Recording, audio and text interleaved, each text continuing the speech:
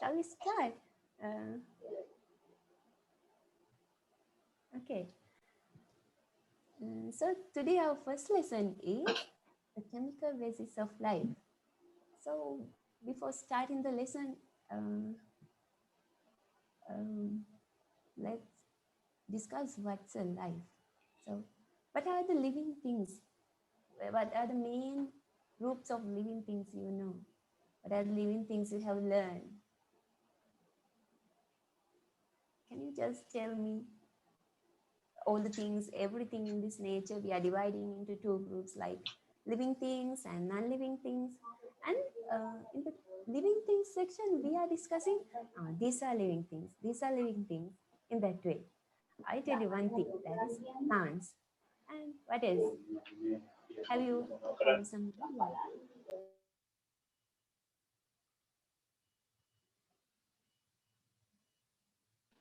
Okay, Kavya. But are things no, you know. One thing is plants. I told that. Is there something you know? The living things in this nature when you look at around. Tell us. Animals. Animals, yeah, good, really good. Then plants, animals, and we can add another group that is Microorganisms. microorganisms. Well, you know that.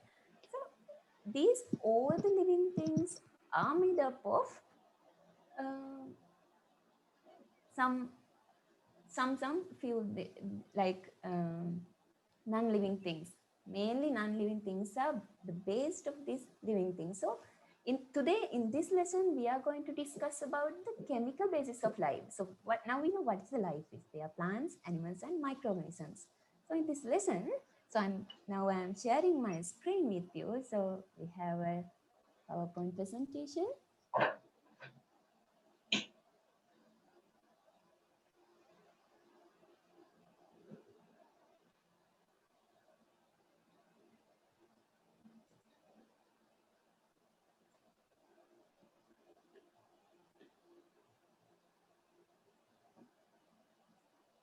Yeah. Okay. Mm. Can you see the slides? Can you see the presentation? Yes, teacher. Okay. When you yeah, or okay, when we look at this few images, we can see organisms on this earth are feeding in different ways.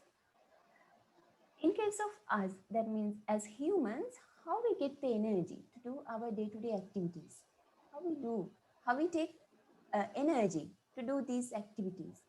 Normally, what we do, what we take day to day to take energy, what we do. Be, Getting foods. yeah, really good. We are getting foods. So you can see here this little lamb. He is drinking milk with his little dog friend, and also its milk is a non-living thing. That lamb is drinking that milk, so he will grow further and further. And in the same way, in this plant, it is getting water to grow itself. And also, we know that normally in plants, they carry out photosynthesis to produce their own food. But we can't produce our own food, so we are depending on the food produced by other organisms, maybe plants or maybe meat, milk, everything.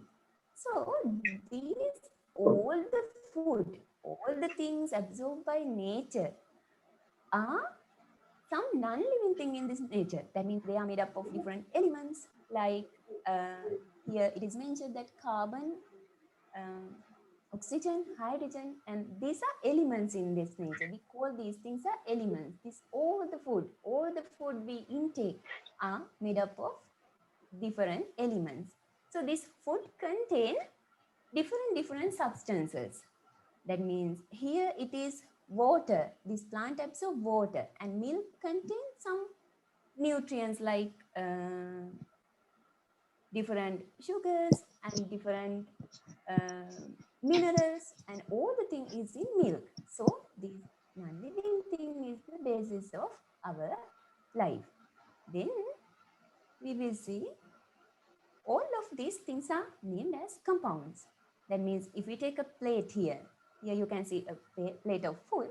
Here we can see different elements, sorry, different compounds are in this, like glucose and salt, water. In order to prepare this food, we are adding different things. That means here it has food. That means meat and some salad leaves. So all of the things contain water and some added salt and glucose, like different compounds. And as humans and as plants, they absorb oxygen like gases to respirate. So in this way, we are taking different compounds to our body. So these all the compounds are made up of different element in this nature. You can see here in water, it is mentioned as H2O. That means hydrogen and oxygen is here. And here this is salt. Salt is made up of sodium and chlorine. These are the salt. These are the elements in this different compounds. So these all the compounds are made up of elements. When we look at this periodic table, this is the periodic table where all the elements in this earth are grouped in a particular place. So this is the periodic table. We can see different elements are in it, around 120 elements in a periodic table, but only 92 elements are present in nature. Only 92 elements present in nature, but only 25 of them can be found in our living bodies. That means when we take different foods, we take different compounds. That means we are taking different elements. Later on, we are using these different elements in our body to make different compounds in our body. As an example, when we think about our body, we have muscles. To produce muscles, we need different elements. And also, we have different body parts like hair, and also our blood, and all the things, all the tissues in our body are made up of different elements in this way. But only 25 elements are in living body. Only 25 elements can be found in our living body. So, this is the composition of elements in a human body. Can you see here what are the most 4 elements in a living body? Can you tell me? This is selected here. What are those? Oxygen, carbon, hydrogen, nitrogen. And nitrogen. Yes, those are the main elements which can be found in our human body. So as a percentage, oxygen has the highest amount. So it is 65% of the human body weight. And then it is carbon. And after that, it is hydrogen. It is 10%. And finally, nitrogen is in 3%. Other elements like calcium and other elements like sulfur.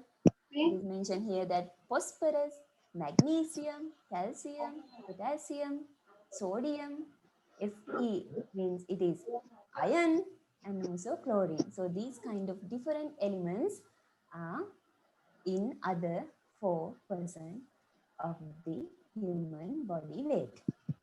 So this is the composition of elements in our body.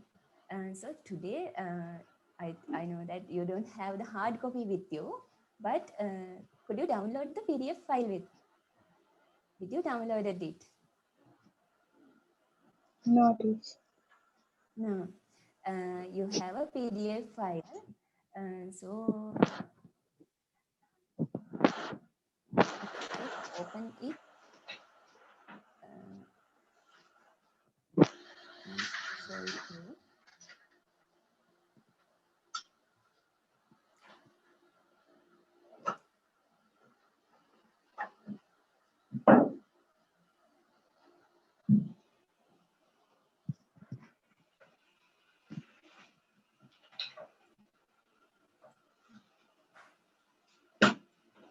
So this is your tube. You have some spaces in this. You can fill all of these things at the end of the class. So you have finally you are having the presentation to refer at the end of the class. So you can fill those things by your own. Understood? There are some spaces in this. Okay? Yes.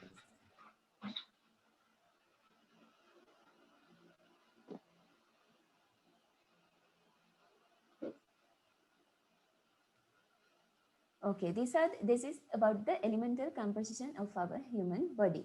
Now, these most of these elements are participating to produce different chemical compounds in our body. As I told you, when we are eating food, we are taking compounds in our body.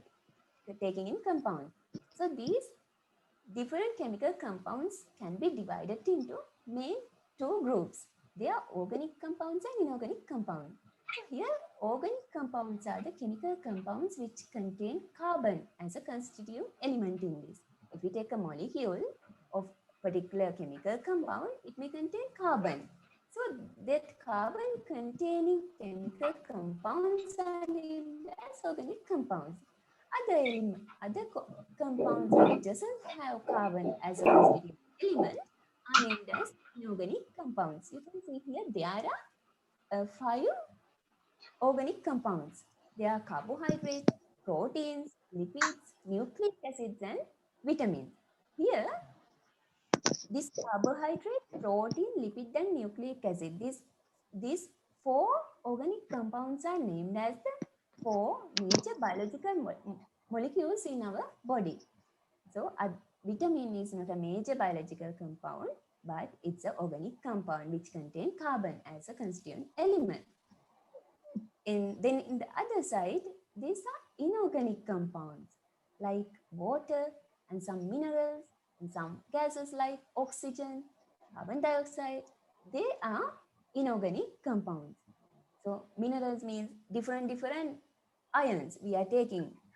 That means zinc and copper, different ions we are taking with our food.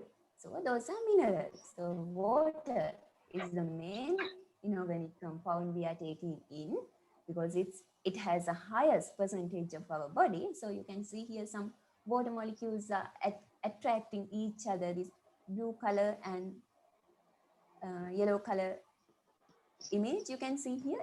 They are water molecules. They are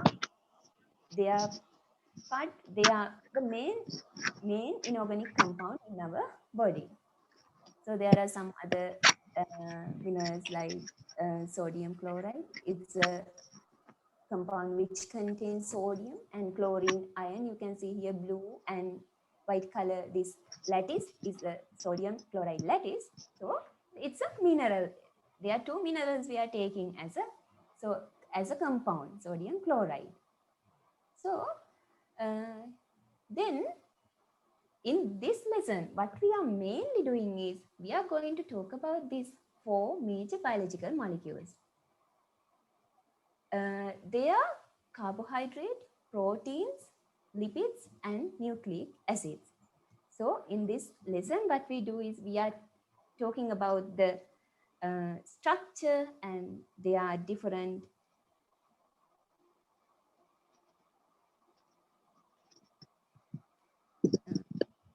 Kavya, at the end of this class, you can download the PDF tutor. I'll show you how to do it at first, okay? I'm going to share my screen with you so you can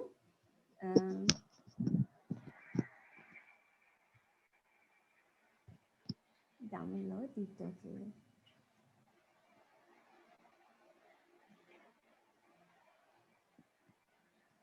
I couldn't tell you earlier.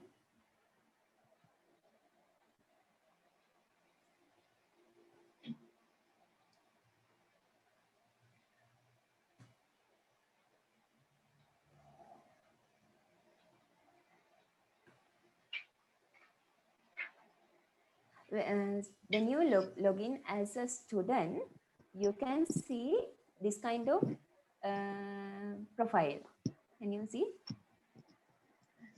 Yes, here under tutorial section, you can download your PDF file. Okay, and then uh, since I am giving a little paper to write, so it's just contain only 10 questions. So it can be downloaded here under this papers section. Did you understand? Yes, okay. So you can later download it.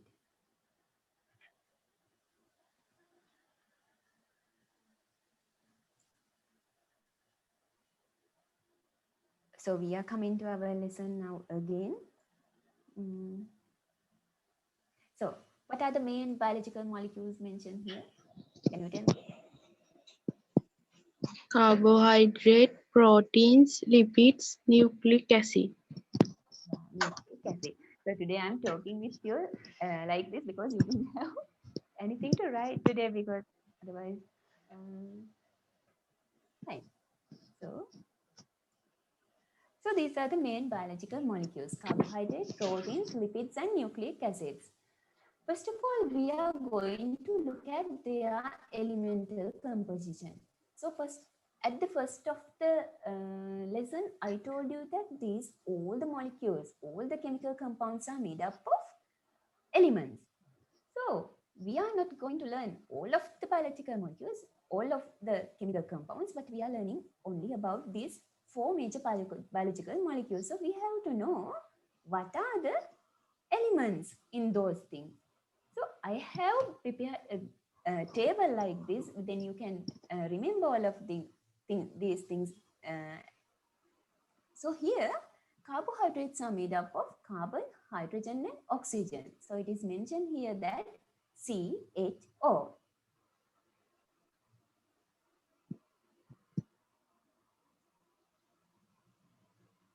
Give me a second. Yes, now you can see well. Here carbohydrate contain carbon, hydrogen, and oxygen. And then proteins contain carbon, hydrogen, oxygen, and N is nitrogen and sometimes little amount of sulfur. S is sulfur. Then lipids. Lipid has the same elemental composition as carbohydrate. It again contains carbon, hydrogen, and oxygen. And then we are moving to nucleic acids. They contain carbon, hydrogen, oxygen, nitrogen, and phosphorus. So you can remember this like this. Carbohydrates is CHO, and proteins chons, and lipid is CHO again, and nucleic acid is CHON. You can remember it like this: CHO, chons, CHO, CHON.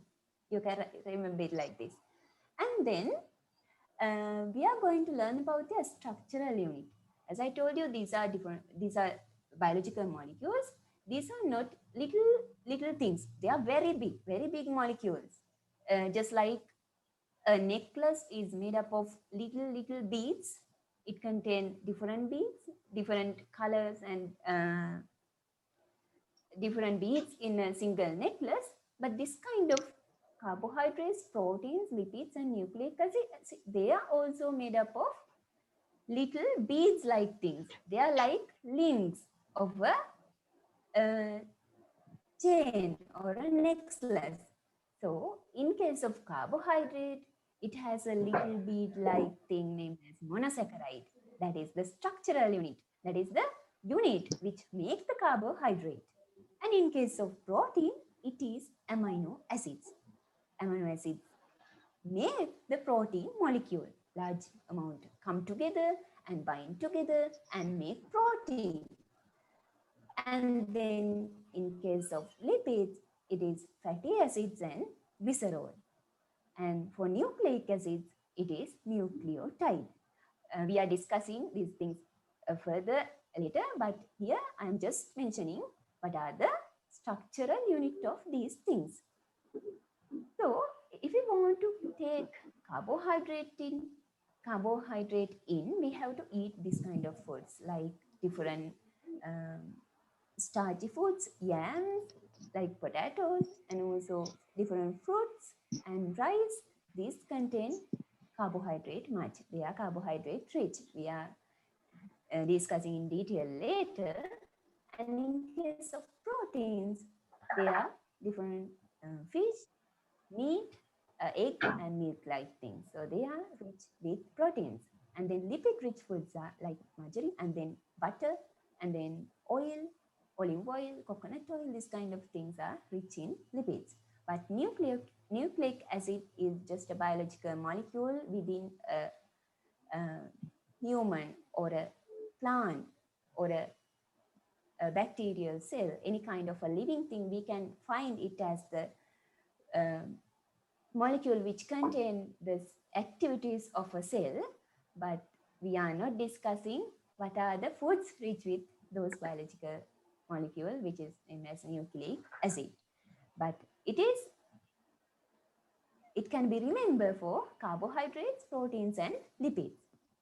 And then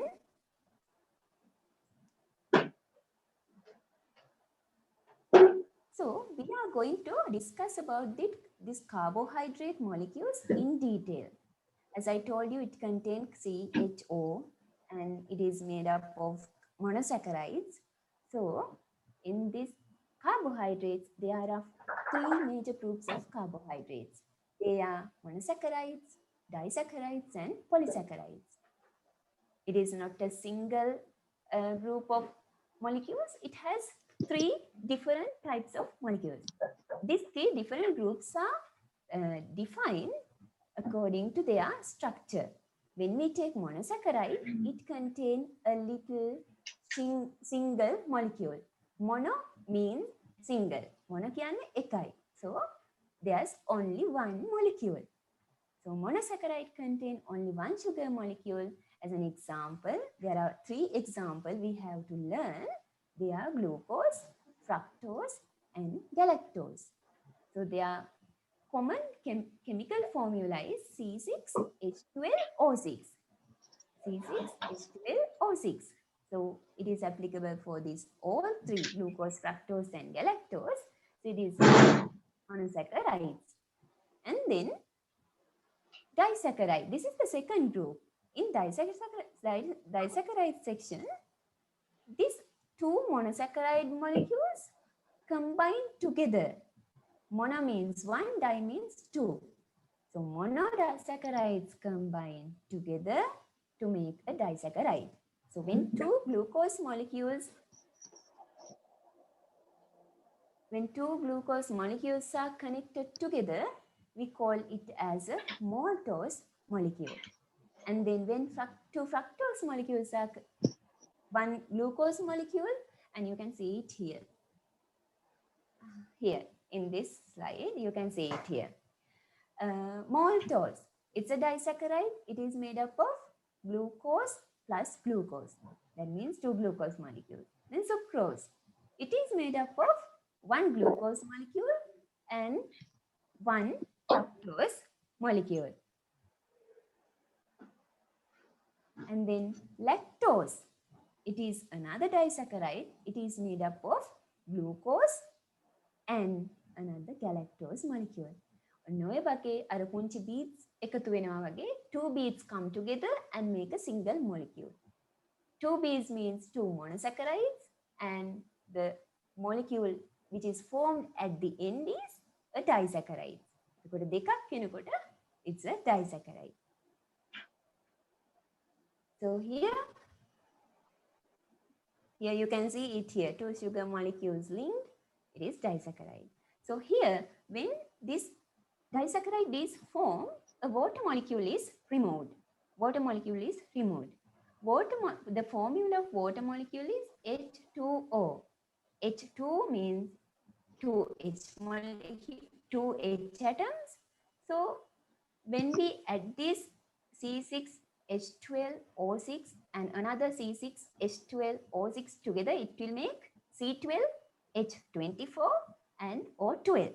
But we can't see it here in disaccharide section. C12 okay, but H24, it's not here. It's 22. Then what has happened that?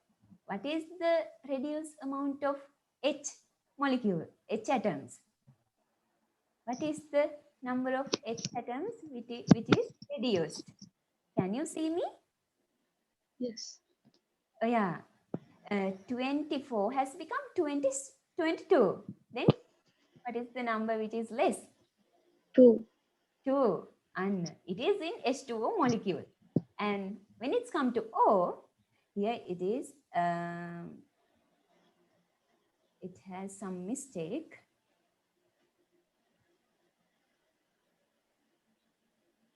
Here it should be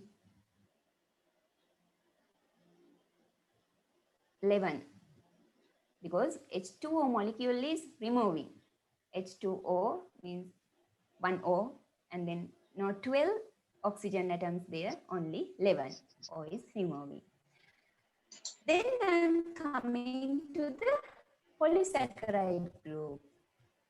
It has large number of monosaccharide molecules connected together. So examples are, so these molecules are made up of combining different monosaccharide molecules together.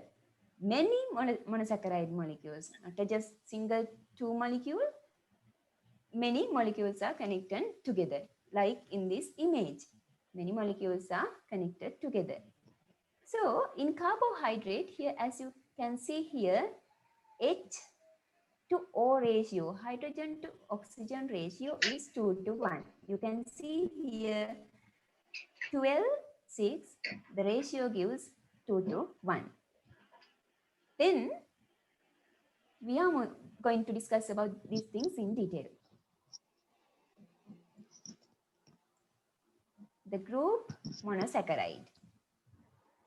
As you can normally see, these monosaccharides, all the images given here are contain some sweet things like honey and also some fruits and some carrots and pumpkin, this kind of all the things. And here it is given as galactose. If I can add some uh,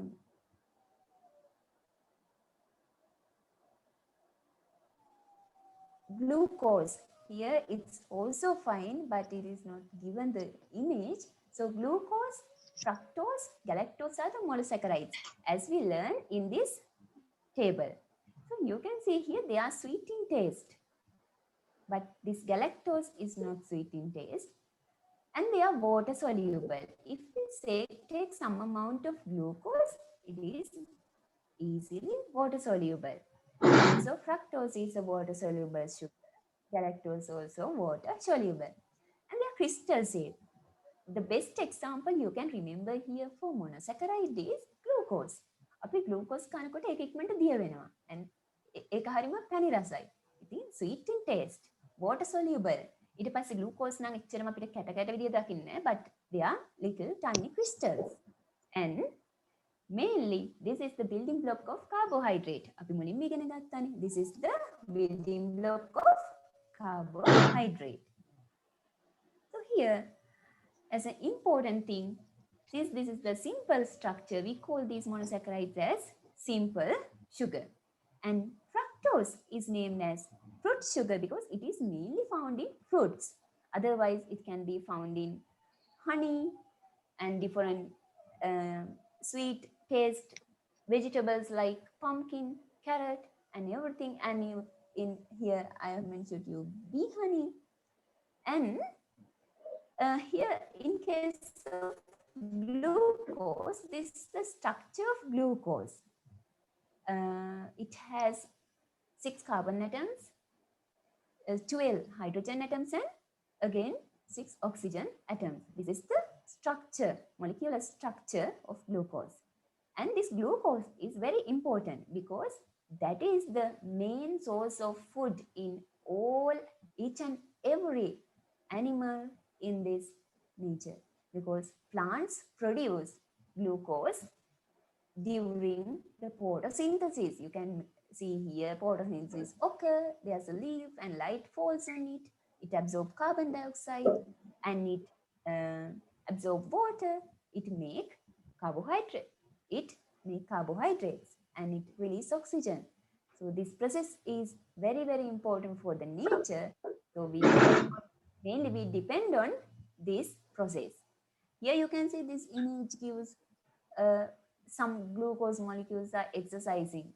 That means it gives us the energy. It is the source of energy when we are running with some glucose. It gives us instant energy because it's a simple sugar, it's easily dissolved and absorbed by our blood. So it is the energy source. So monosaccharide acts as the energy source. All the carbohydrate acts as energy source, but glucose is easily water soluble. Then here galactose, it can be found in milk. That is found in milk. And then we are moving to talk about disaccharide. This is our second group of carbohydrate. So here you can see examples are maltose and sucrose and then lactose. As in the same way for monosaccharide, they are sweet in taste. The most common example is sucrose. Sucrose කියන්නේ සීනි, but we use as stable sugar. It is sucrose කියන්නේ, that means they are sweet in taste. Pani rasai. We can remember the most common example is sucrose and they are water soluble. We know that it dissolving in water and they are crystal shaped, cutie crystals තියෙන්නේ. So here, as I mentioned you earlier, two monosaccharides are connected to make this disaccharides, as in this formula. Here, in this equation, you can see maltose, and it is made up of two glucose molecules. This process is called hydrolysis of disaccharides. What I have mentioned here, I have given here is hydrolysis of disaccharides. Hydrolysis means breaking down. Disaccharides means contain two monosaccharides separate together. That process is hydrolysis. Maltose break down into its uh, building blocks. That means glucose and glucose. So maltose can be easily found in germinating seeds. When the seeds are germinating, all the starch in it, starch is stored in a seed. It is converted into a easily water soluble sugar, which is named as maltose. Then sucrose, it is found in sugar. Sugar is made up of sugar cane and also from wheat. There are different sources for sugar. So sugar is sucrose. And then lactose. This is the only sugar which is not found in plants. It is only found in milk product, dairy products. So they are made up of different monosaccharides like this. I told you this earlier too. Glucose plus glucose, maltose, and water molecule is released. Glucose plus fructose. Here it should be sucrose.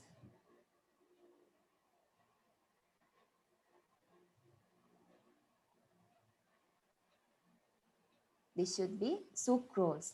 The product is sucrose. What should we mention here?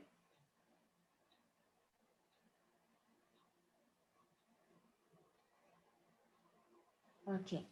And then here, glucose and galactose, it makes lactose and water molecule is released. And then I discussed with you, this is the breaking down of the formed disaccharides. Again, we get monosaccharides at the end.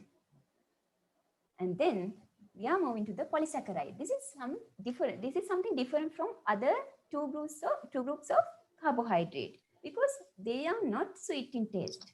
The most common example we can take is starch, that is maybe wheat flour or corn flour, whatever. They are not sweet in taste. And then they are not water soluble. When we dissolve, it settle up to the bottom. It is not dissolving. And they are not crystals. It's a powder. And polymerization of large number of monosaccharides make this polysaccharides.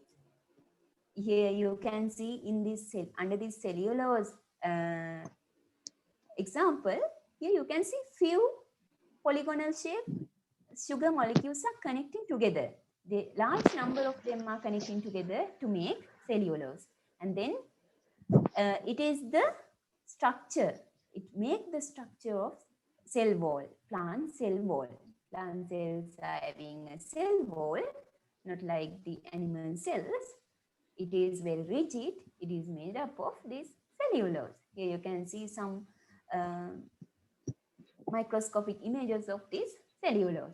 And then starch, it's a polysaccharide, and then glycogen. Glycogen is important. As I told you, in plants, starch is stored. Different yams, different, here you can see potato and wheat flour, and some grains contain starch. That is the stored food in plants.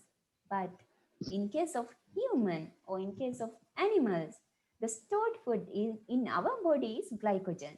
In our liver, this large number of glucose molecules we intake are connected together and make a single large molecule named as glycogen. So glycogen is our stored food. It's a polysaccharide. So you can remember these three examples as the polysaccharides. And then now we are moving to discuss about their significance. As I told you, glucose is a good energy source when we are about to run. But all the carbohydrates act as an energy source. But like starch and other carbohydrates are not fast dissolving and they are not acting fast, but all the carbohydrates are acting as an energy source. Then they act as a storage compound. They store different things. Uh, they are stored in potatoes, like plants, and they are stored in animals, in liver. As I mentioned here, it is stored in our liver. It is stored in plants, and then as a component of cell wall, as I mentioned you earlier, cellulose make the cell wall. It is the component of cell wall of the plant cell, and as a component of nucleic acids. I told you the fourth group of main biological molecules is the nucleic acid. So here, to make this nucleic acid, nucleotide participate as the structural unit. So this is the structure of that nucleotide. This is the nucleotide. Here you can see here, it is mentioned that sugar. So sugar is a monosaccharide molecule. You can see here, it's a carbohydrate. So it acts as a component of nucleic acid at the end. So these are the significance of carbohydrates. Um, so Kavya, uh, is there something you couldn't understand until now? No, teacher. Uh, Teacher, should we want to write the PDF on a notebook? no need to write that, but you can take a printout of that, and you can fill the spaces, and you can attach by puncturing it or by stapling it, or you can attach it to a file. Then lesson by lesson, you are attaching all the tubes. You have a complete tube with you. Is that fine? Yes, teacher. Yes. Today you don't have to write anything. So it will be a little bit difficult for you today, isn't it? Is it?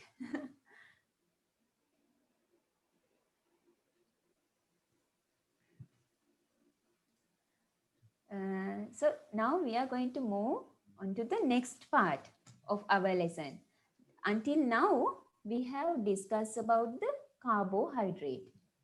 Can you mention me uh, What are the three types of carbohydrates? Three main groups of carbohydrate. Can you tell me? Monosaccharide, disaccharide, polysaccharide. Yeah, those are the main three groups of carbohydrates. And then we have discussed about these three carbohydrates in detail and what are their feature and what are the example, where we can find them, and later on, what is the significance of these all carbohydrates and all.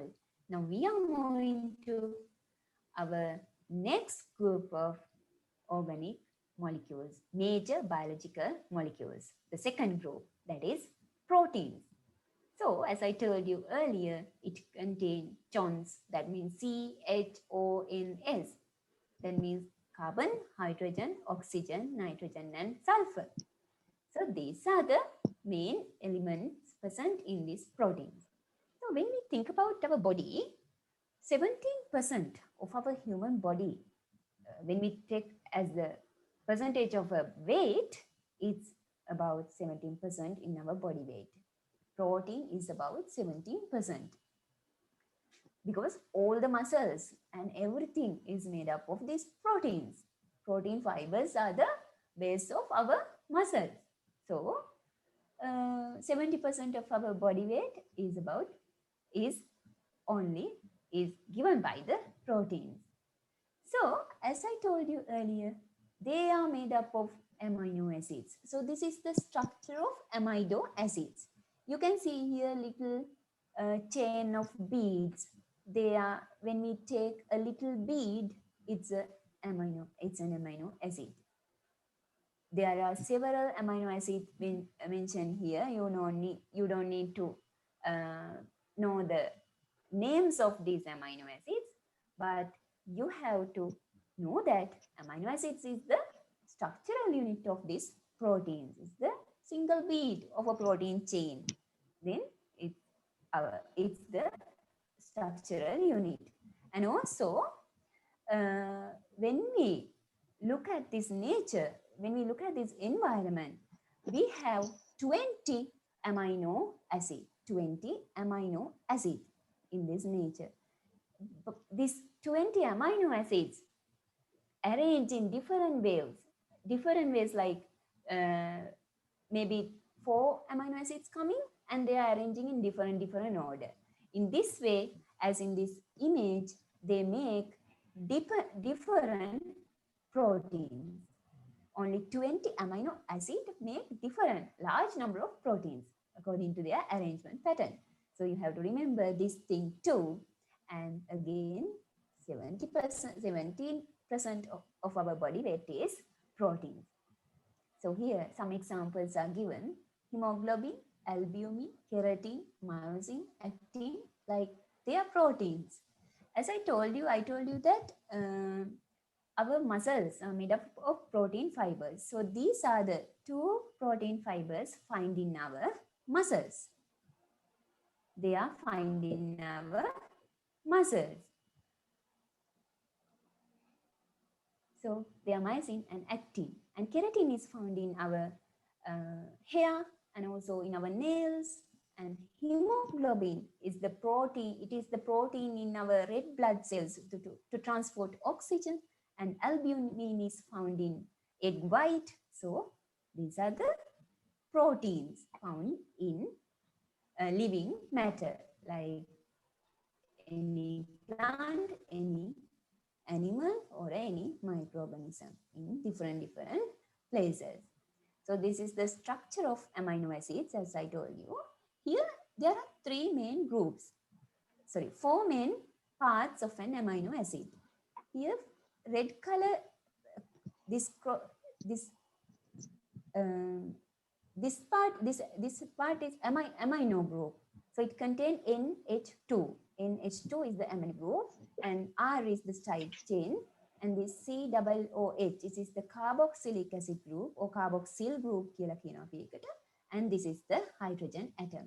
This is the normal structure. This R can be changed. මේක වෙනස් වෙන්න පුළුවන් එක එක විදිහට, එක එක elements එන්න පුළුවන්. ඉතින් අපි ඒකට common letter එකක් දෙනවා R කියලා. So here amino group, it is not changing. Carboxylic group, it is not changing. Also H, it is not changing. This is the one which is going to be changed. But we are not much discussing about these things.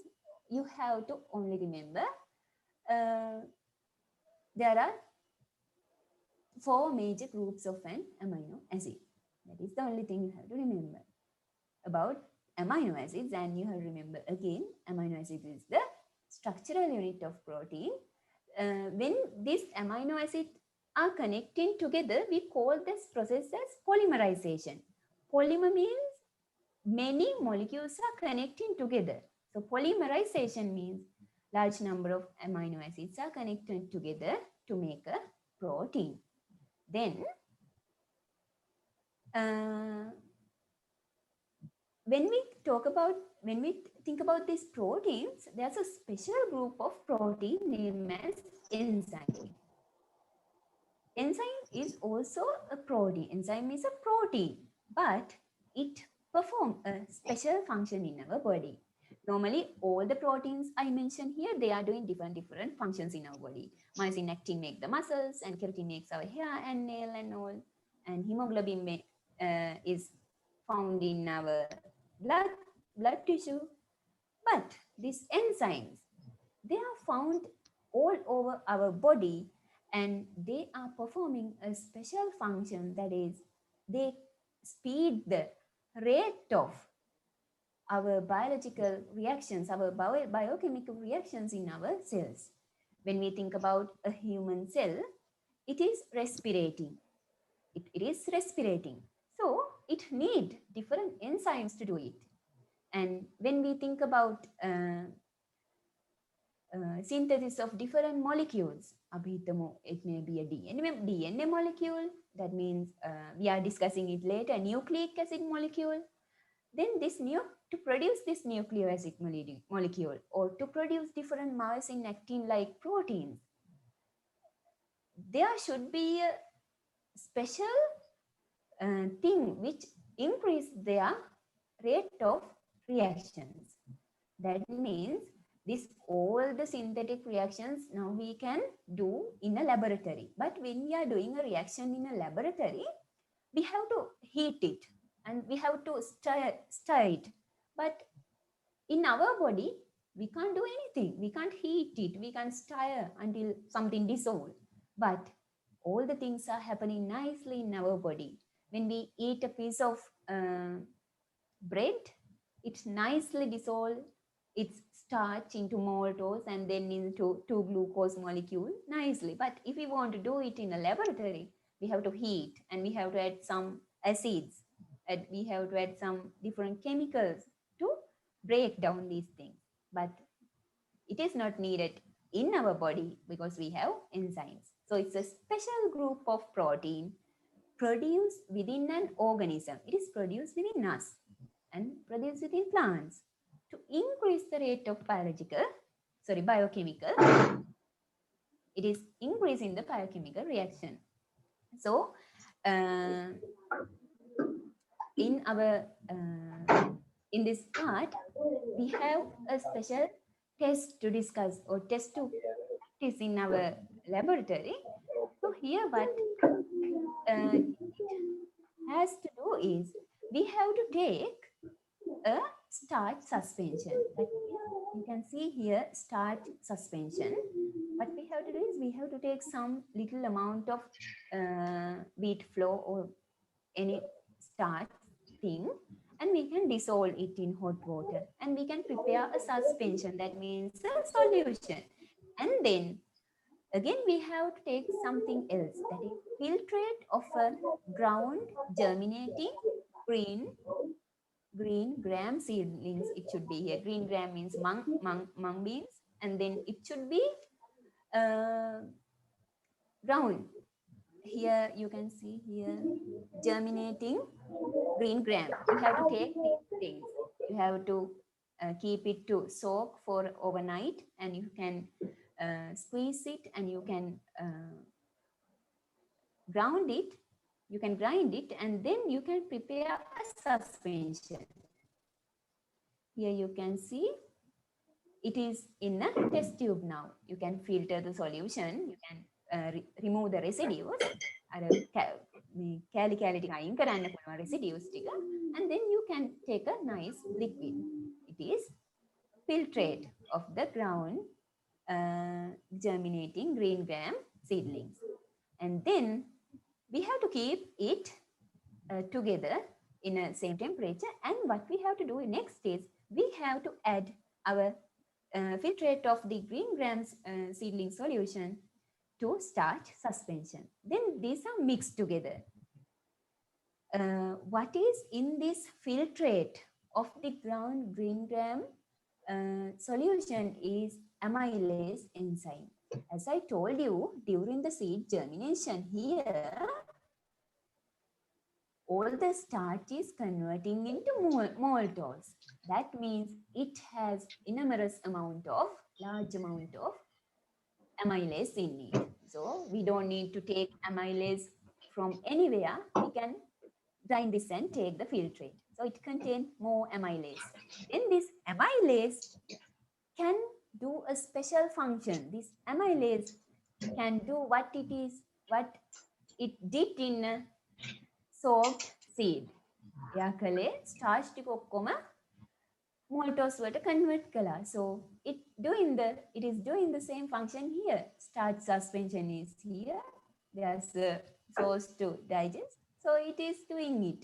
So starch amylase mixture is here. Then what we have to do at just after mixing them together is we have to take a drop of that solution. Here in this image, it is mentioned that some another chemical is it is loaded at first, but we are doing actually here is we take a drop of that solution and put it on a white porcelain tile. සුදු පාට tile එකක් උඩ lab එකේ තියෙනවා එක drop එකක් මේ suspension එකකින්.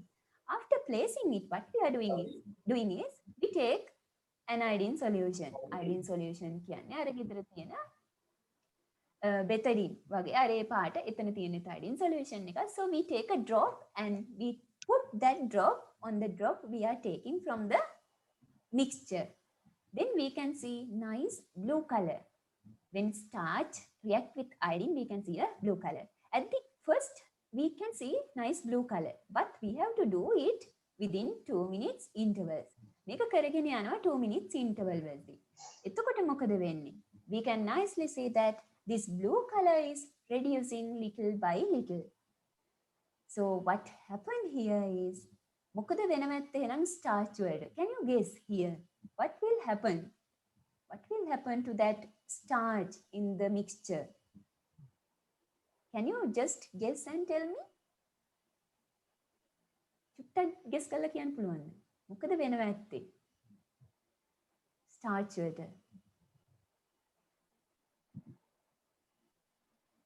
What will happen to that?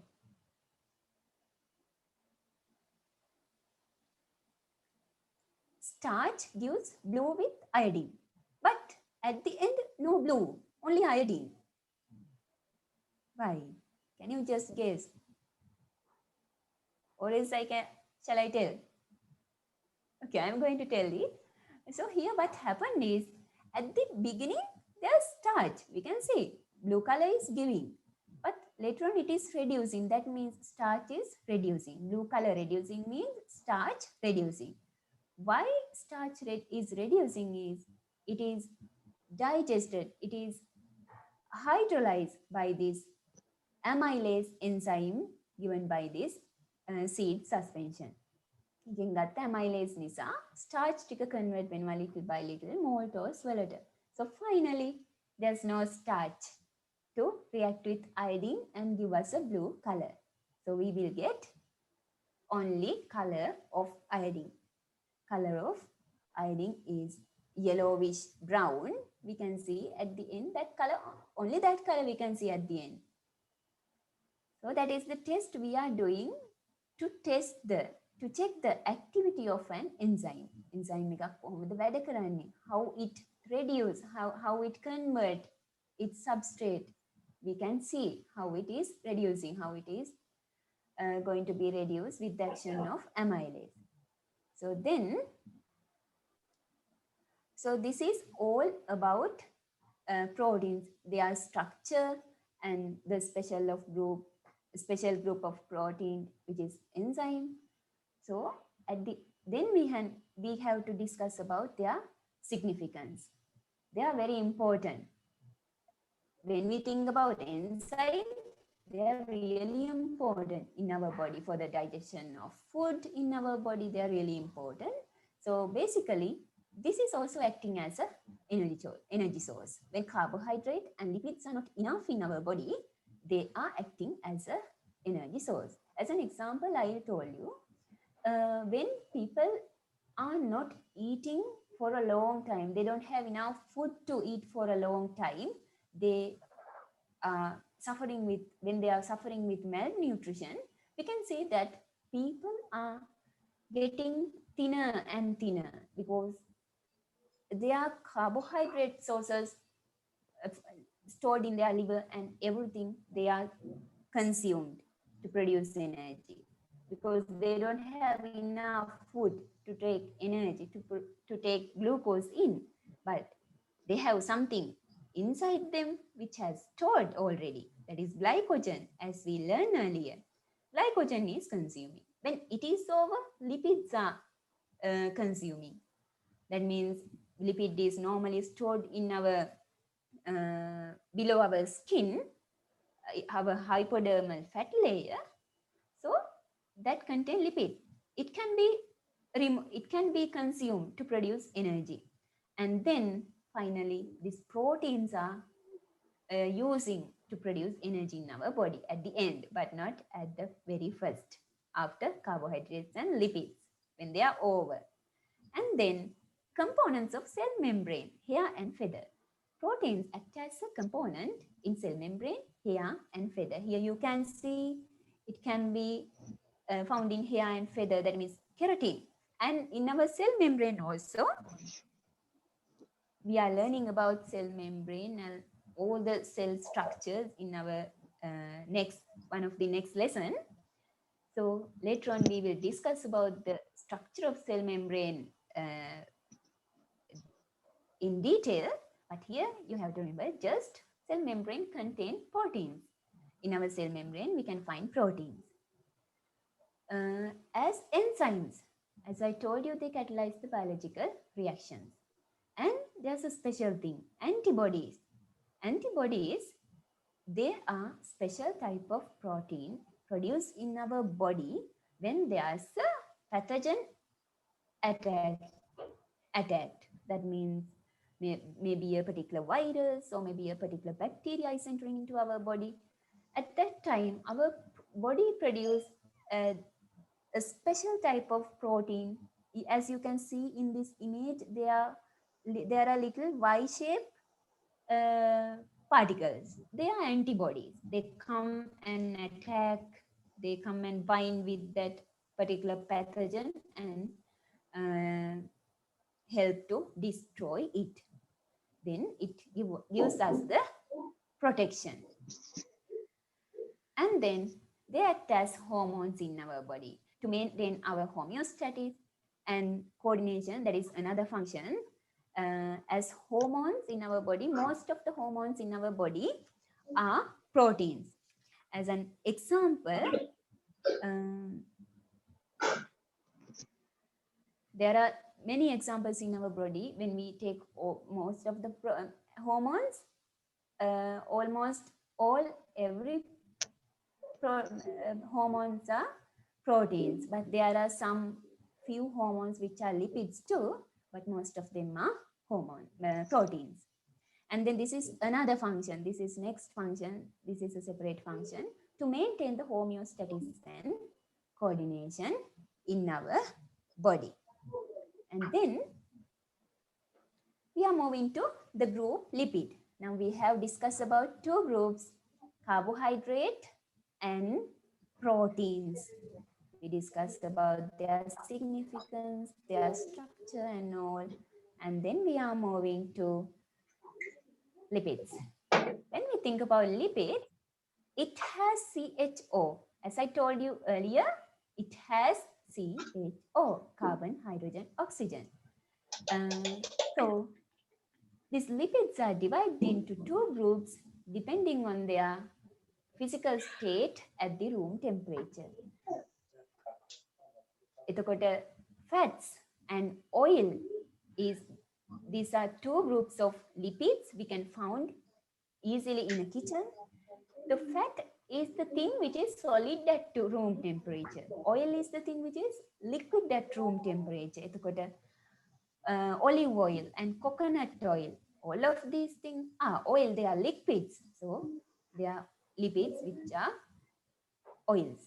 And then here you can see margarine, butter, and all the thing. They are fat because they are solid at room temperature. Room temperature means just 25 degrees of Celsius.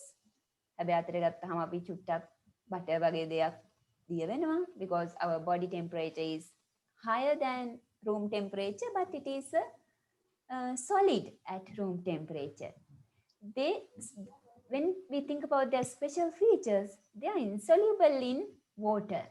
They are insoluble in water and they are soluble in organic solvent. අපි දන්නවා අර මොනවද කොහොල්ල jack glue පොඩක් ගැවුනහම මොකද අපි කරන්නේ? පොල් තෙල් අරගෙන ඒවා අයින් කරන්න පුළුවන්. ඉතින් they are soluble in organic solvents. They can be easily mixed with these organic solvents. When we think about the structural units of these lipids, it has two structural units. In case of protein, there's one. In case of carbohydrate, there's one. But in case of these lipids, there is two. What are these things? Can you tell me by looking at this? Fatty acid. And another one is glycerol. Yeah, glycerol or glycerol. So fatty acid and glycerol. Together, they make our lipid. Okay. So these are the common feature about lipids. And then there's nothing much to learn about these lipids more. We have to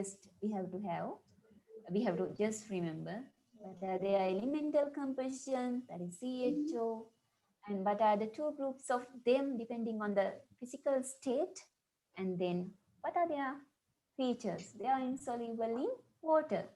And then what are their structural unit like this, fatty acids and glycerol. So significance of lipids. Then here, when we think about the significance of lipids, as I told you earlier, I told you that in the section of protein, when the carbohydrate and lipids are over, protein acts as an energy source. So here, then eventually lipid is an energy source. Then when the carbohydrate is not enough, it produces energy. But it produces more energy than a single carbohydrate molecule. Carbohydrate can just rather than glucose molecule. Then they are component of cell membrane. As I told you, cell membrane is made up of proteins, and also here it is mentioned that lipids and proteins make the cell membrane. And then they are important to conserve water in a plant or in our body. In different plants, we can see that plant leaves have a very shiny surface. That means අපි ගොඩක් වෙලාවට නෙළුම් කොළයකට එහෙම නැතිනම් ගොඩක් වෙලාවට ඔය දිලිසෙන කොළයකට උඩට වතුර දැම්මම මහ බෙරළ කොළයකට වගේ ඒකේ වතුර රැඳෙන්නේ නැහැ because it has a wax layer එකක් තියෙනවා. Cutin is the wax present at top of the plant leaves. So plant everywhere in the plant surface, and it conserves water. It prevents the transpiration, the loss of water. Water loss වෙන එක නවතිනවා transpiration නිසා. And then in our body, it maintains the body temperature. As I told you, hypodermal fat layer, hypodermis or the hypodermal fat layer, it more and more fat. So it acts as an insulating layer. It's just an insulation. So it prevents the heat loss or it prevents the temperature increment in our body. එතකොට අපිට රස්නේ තැනක ගොඩාක් ඉඳියාම ඒක පොඩ්ඩක් දරා ගන්න පුළුවන්. Because we have hypodermal fat layer, it acts as a insulation layer. And also when there is a highly cool situation, that means අපිට ගොඩක් සීතල දැනෙනකොට චුට්ටක් මහත අයට පුළුවන් ටෙම්පරේචර් එක දරා මේ ටෙම්පරේචර් loss වෙන අඩු වෙන එක දරා ගන්න අපිට වඩා. ඒ කියන්නේ කෙට්ටු කෙනෙක්ට වඩා. ඒකට හේතුව because they have a thick hypodermal fat layer. There's a good thick fat deposition. They don't feel much temperature fluctuations. But we are going to shiver at the end. But when we have a very thin fat layer, so it's like an advantage here. So it then as the next function, it protects the internal organs. When we think about our body, all of our body organs, all the body organs are covered with a fat layer. That means a lipid layer at the top is at the top of each and every organ. They are not rubbing each other. They absorb the shocks and they provide the protection to our internal organs. They are rub වෙන්නේ නැහැ. So there's no any resistant forces between these things. They are not damaged, so they are protected. And then finally act as hormones. As I told you in the protein section, there are many proteins. There are many hormones which are proteins, but there is some which are lipids. Here it is mentioned here estrogen, progesterone, and cortisone. Here estrogen and progesterone are sex hormones. So they are lipids. Here cortisone is also a hormone which is a lipid. And then, so this is the end of 3 biological molecules. Now we are moving to our next biological molecule. Hope you have understood and until now. Is there anything you have to discuss, you have to ask from me? Is there any difficulty you face when you are going to understand these things I'm telling you? No, teacher. Is that fine until now? Okay. So we are moving to next part. That is nucleic acid. When I was telling you about these 4 biological molecules, I told you that there's not a specific source of nucleic acid because we are not taking it as a specific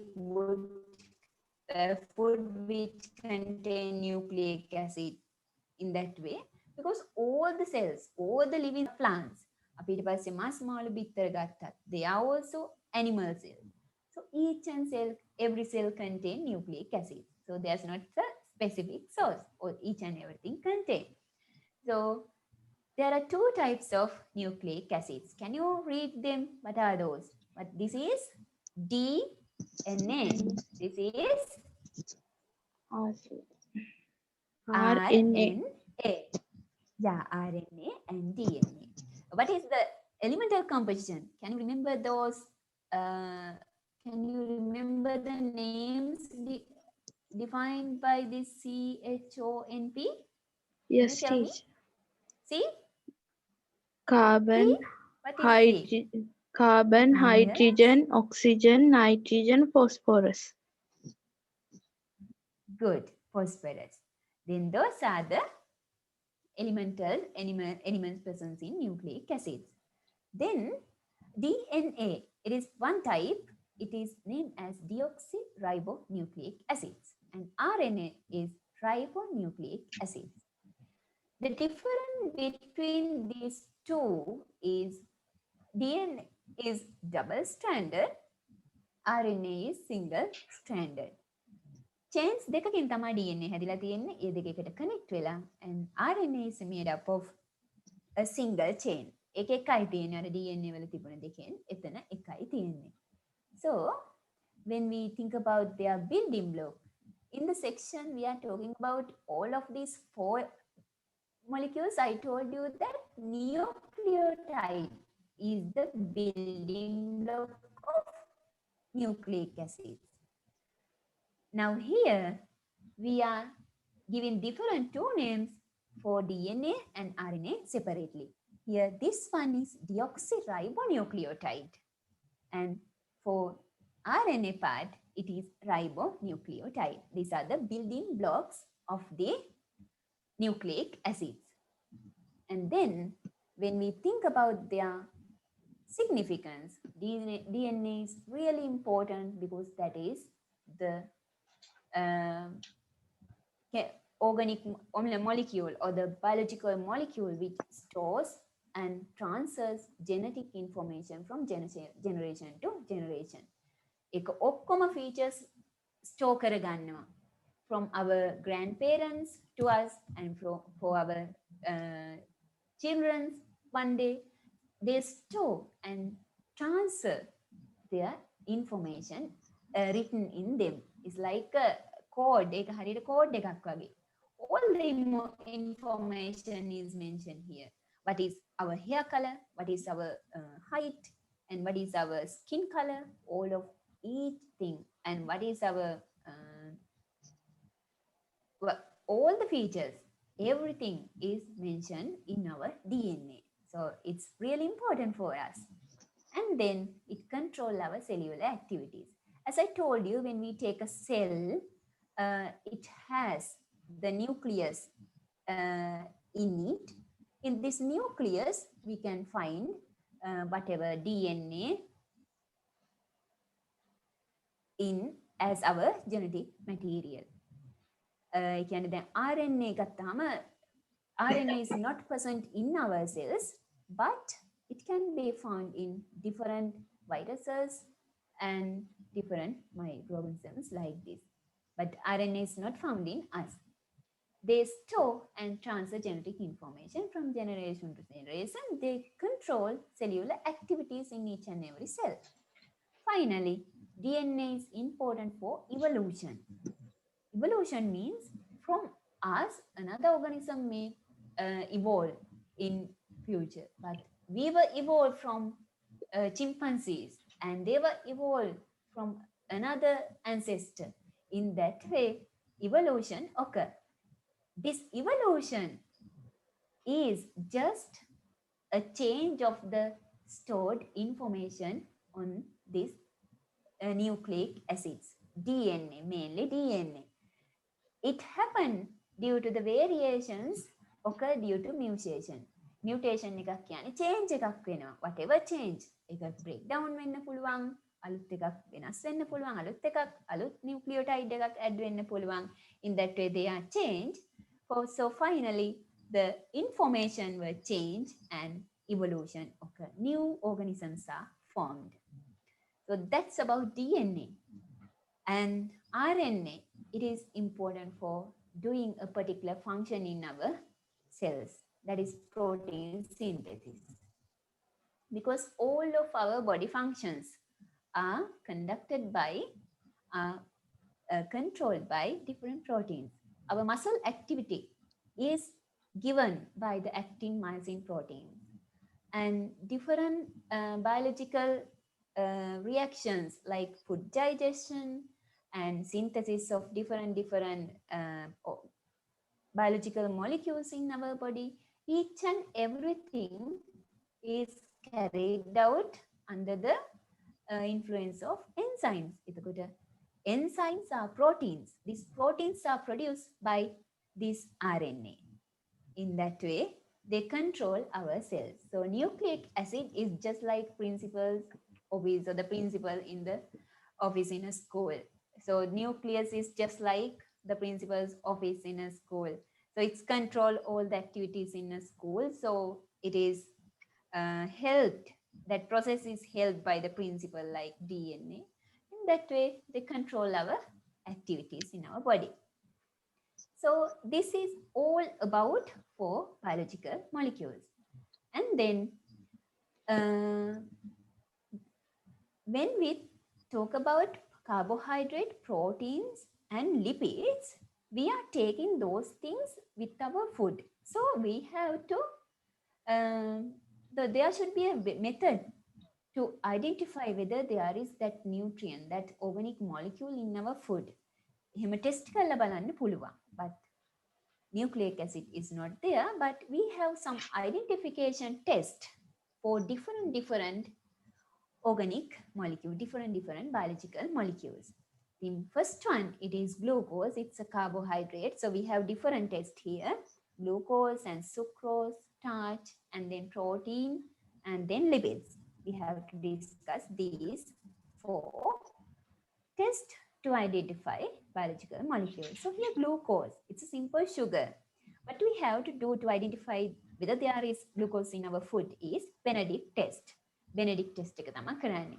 So what we are doing here is we take our test solution, maybe some glucose powder dissolved in water. We take that. We take that 2 centimeter of that actually. 2 cubic centimeters, that means 2 milliliters of that we are taking. After taking that, we add uh, equal amount of Benedict solution. We are adding Benedict solution. It is blue in color at the beginning, so it is blue. අපි colorless solution එකකට blue color Benedict solution එක දානවා. Then it is blue in color. Then what we do is we keep it in a water bath and heat little by little. We are supplying heat.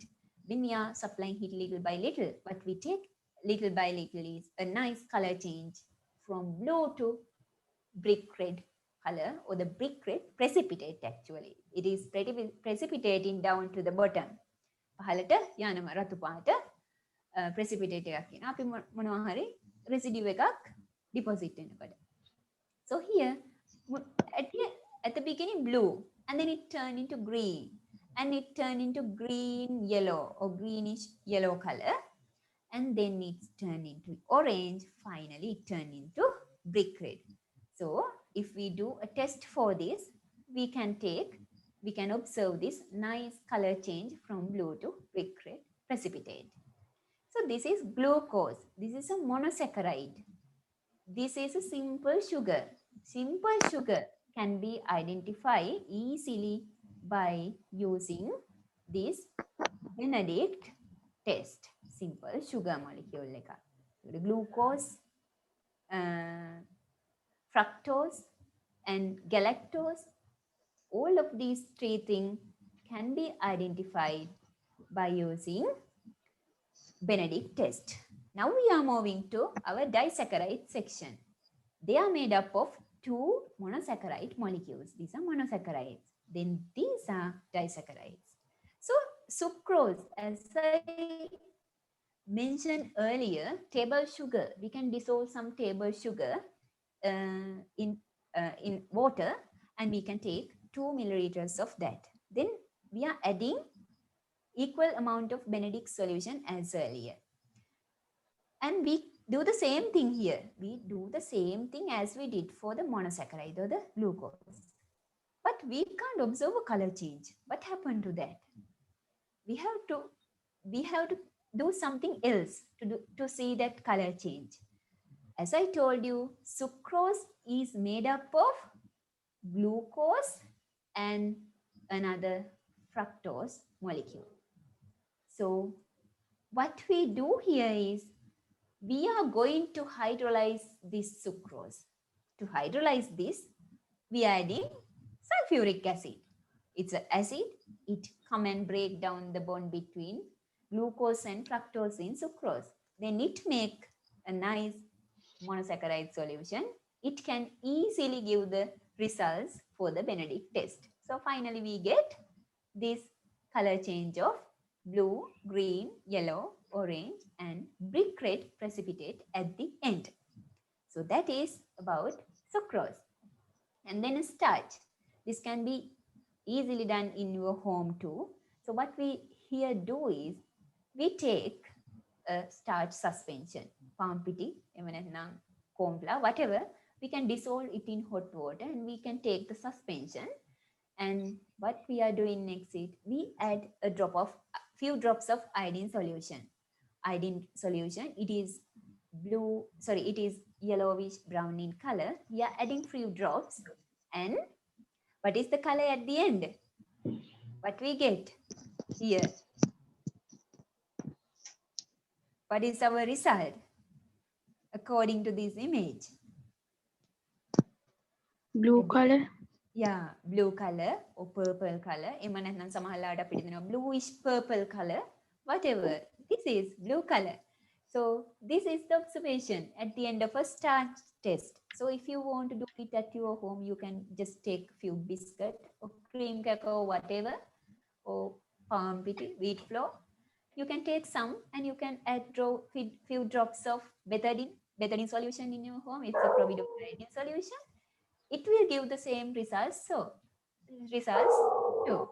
So it's iodine solution. It gives blue color at the end. Here it's a piece of potato. That person have added iodine solution on top of it. So finally it has turned into blue color. And then this is the test for starch. And we have discussed three set tests for glucose, sucrose, and starch. And then we are moving to test for protein. What is this test? This is biuret test. Biuret test. Here what we use is we first we take a solution of protein. මෙතන easy ගන්න පුළුවන් එක තමයි අපිට lazy ගන්න පුළුවන් egg white. It contain a protein named as albumin. Albumin තියනයි. Albumin. It has albumin.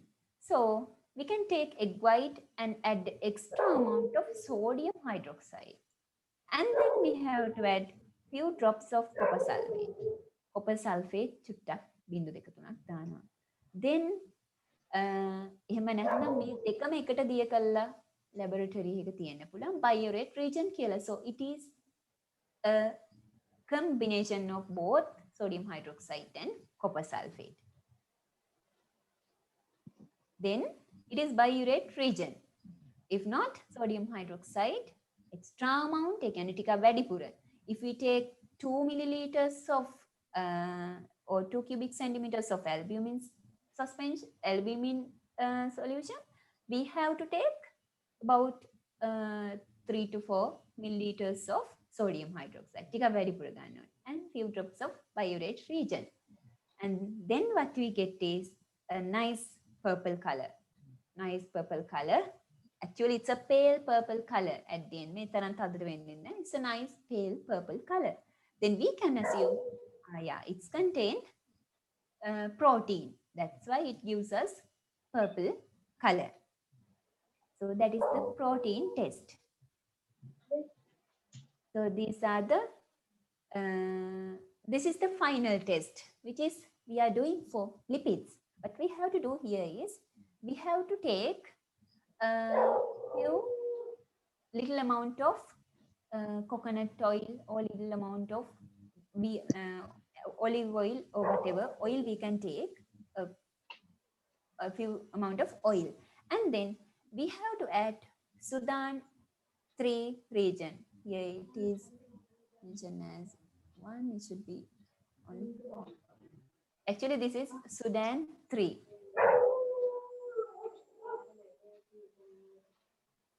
Sudan 3. Here it is mentioned only 2. It is 3. Sudan 3 region. And then when we add it to this, it will give us some few oil droplets which are pink in color. We can observe at the top of the sample what we used for the test. It's just like an emulsion. It's like an emulsion. We can see nice pink color droplets at the end of the test. So this is for lipids. Sudan test. And then now we have discussed major identification test for three biological molecules, except nucleic acid. We are not discussing a test for that. But when we take a food sample, we have some different method to check whether they contain water, whether they contain carbon, or whether they contain nitrogen. We can test the presence of these things by using different tests. To observe if there is water in our food sample, what we have to do is we can take a crucible.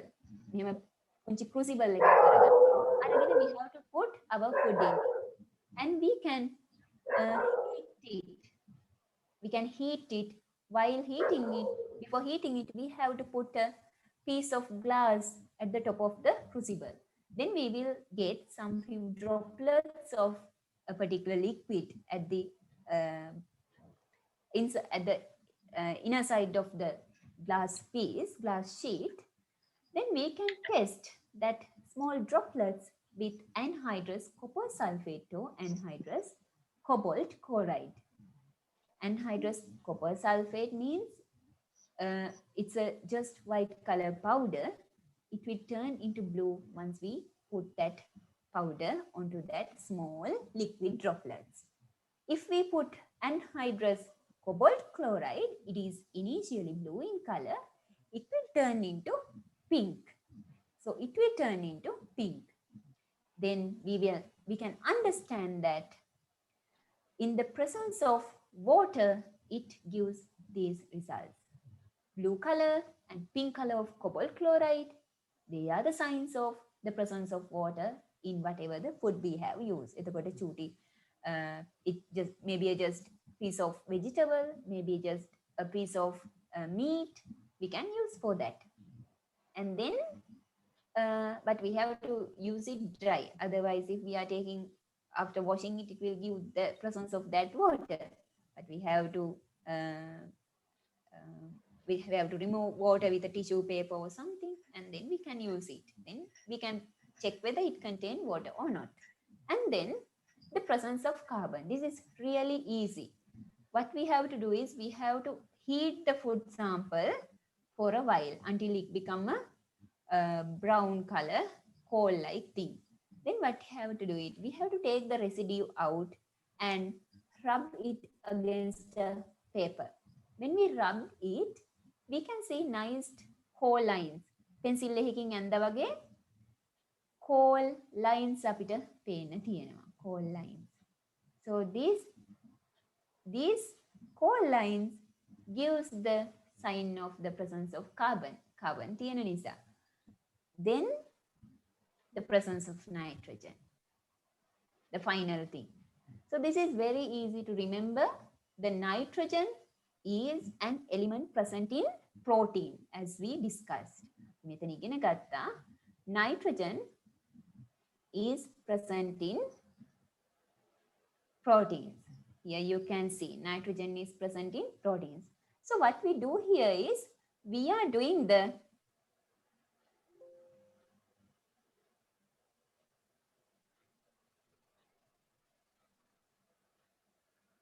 give me a second.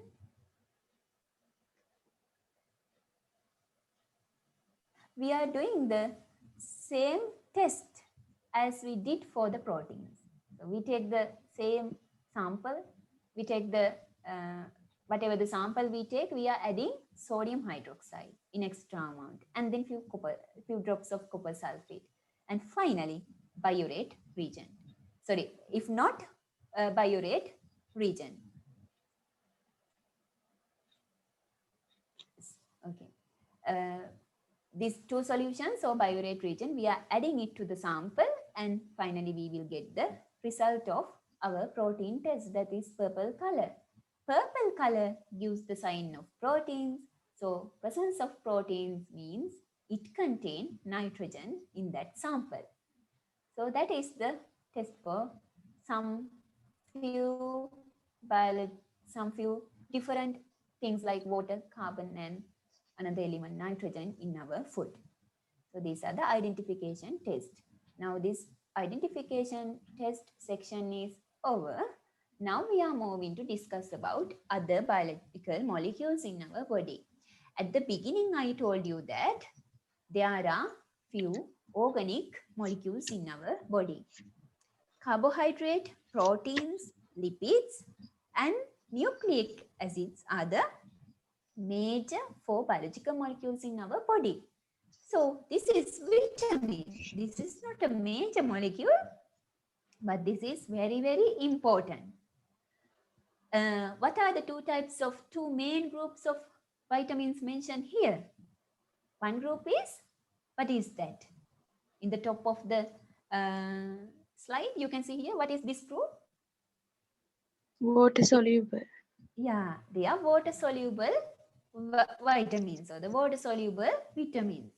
Other group is fat soluble vitamin. Normally, we are taking vitamin B, vitamin C tablets as medications, but there's no harm when we take little more of this water soluble enzymes because they are easily removed with our urine. But there's a problem with this C, it's another one. But B is okay. If we take more that yellow color tablet, normally they are taking normally in when we are having exams we are little bit uh, lazy and we are having some difficulties. Sometimes we are taking these B or C. So these are easily removed with urine because they are water soluble. But these fat soluble things, vitamin A, D, E, K, ADEC කියලා මතක තියාගන්න පුළුවන්. Vitamin A, D, E, K, they are not that type. They are fat soluble. They are dissolved in fat and then later absorbed and they are stored in our body. Hypodermal fat layer in our liver, they are going to be deposited. They are going to be stored. So it is dangerous. So these things should not be taken in without advices of without medical advices. So they are fat soluble. That's why that difference occur. But all of these vitamins are very important for our body. When we think about their functions, vitamin A, it is really important for the formation of our visual pigments. If there is a deficiency of this vitamin A, it gives detote patches in our eyes. Here you can see there's a white color patch in this person's eye because it's due to vitamin A. And also night blindness occur. It is difficult to see at night. So it is night blindness.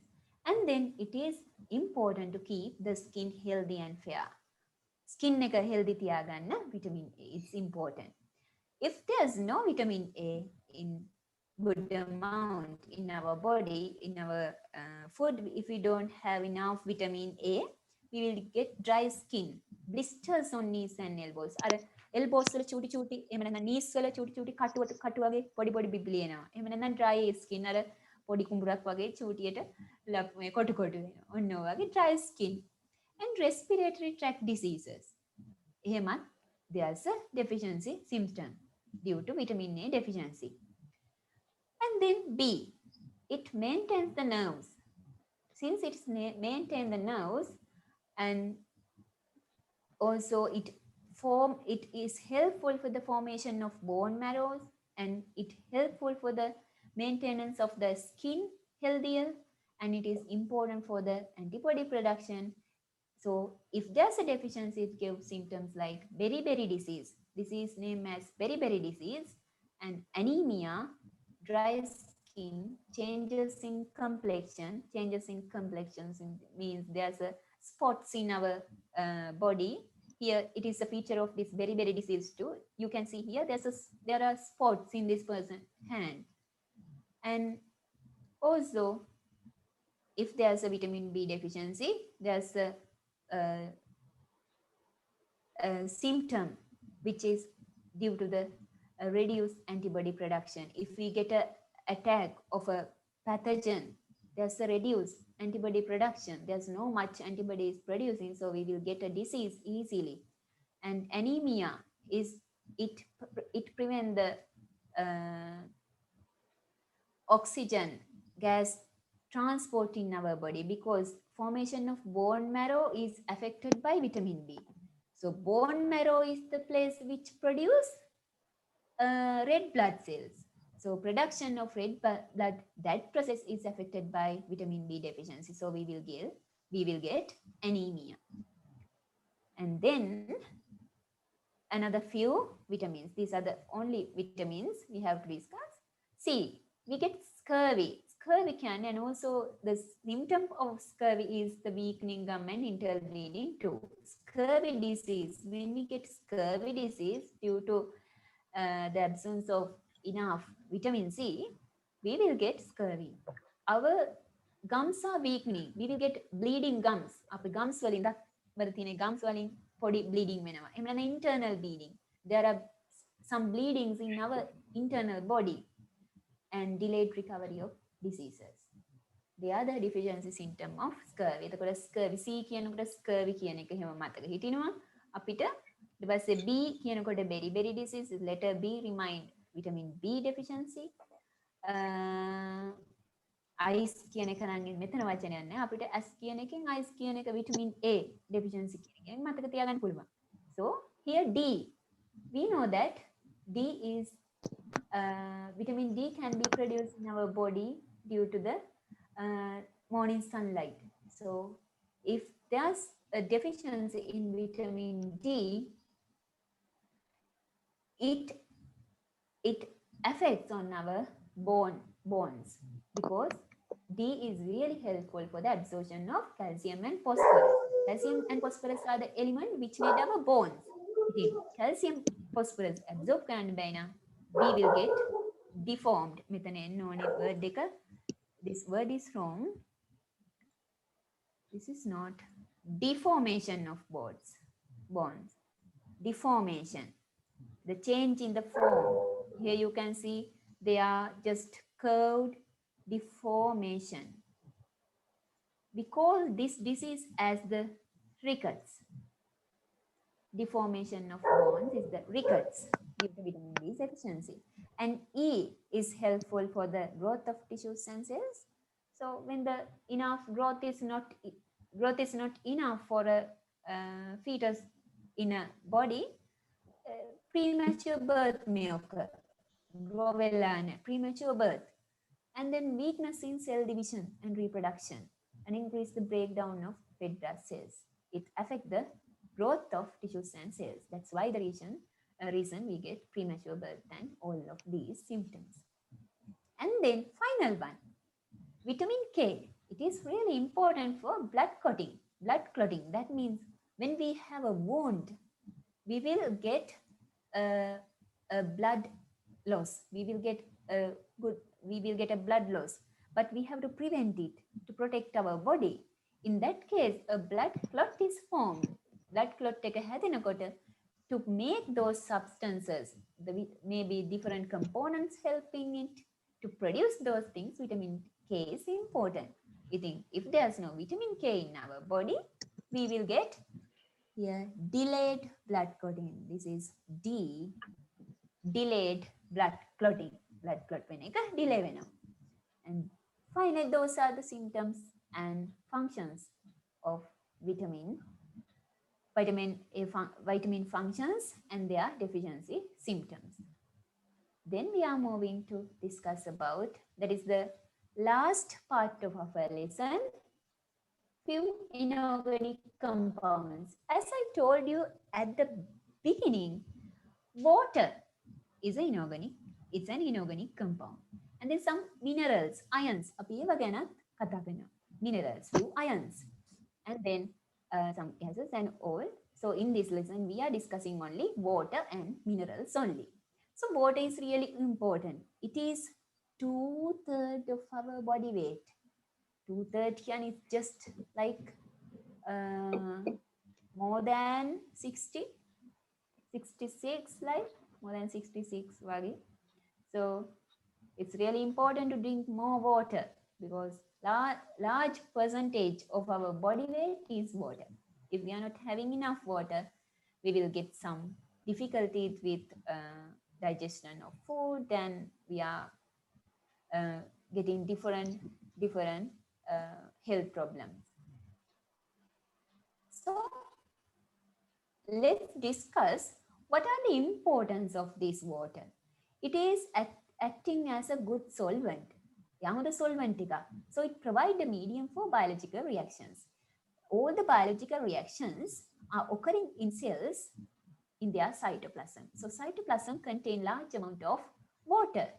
So all the biological functions occur in this watery medium, liquid medium. So it provides the medium. And then main component of extracellular fluid.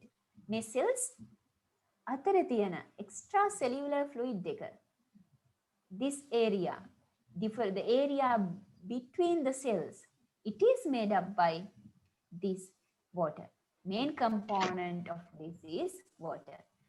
And remove of excretory matter of fecal matter. To remove urine or to remove our fecal matter, we need to get much amount of water. Otherwise, we will get urinary tract diseases or diseases with digestion. All the things will happen. So it's a good solvent and make the removal of excretory matter and fecal matter easy. And then oxygen gas dissolved in water for the respiration of aquatic organisms. All the fish and aquatic plants, they take oxygen which is dissolved in water.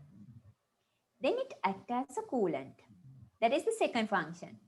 Coolant, it cools. That means it has a good ability to absorb more and more heat without changing its temperature.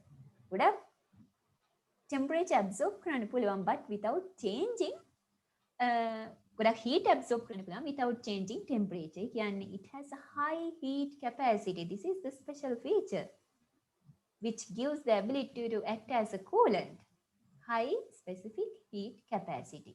That means the meaning maker or ඉගෙන ගන්න වෙනම lesson එකක, but specific heat capacity is the amount of heat which should be absorbed to increase the temperature by 1 degree of Celsius.